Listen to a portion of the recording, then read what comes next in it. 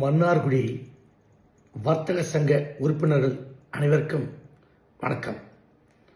வர்த்தக சங்க தலைவர் தேர்தல் வருது.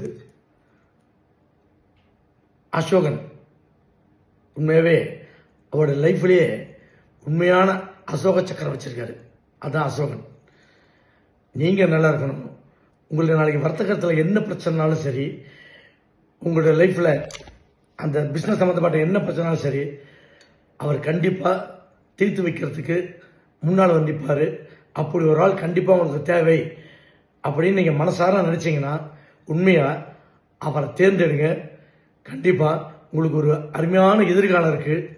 இது என்னுடைய முக்கியமான வேண்டுகோள். அசோகன் சார், பெரும் வாக்குமான வித்தியாசத்தில் வாக்கு வித்தியாசம் நீங்கள் ஜெயிப்பீங்க.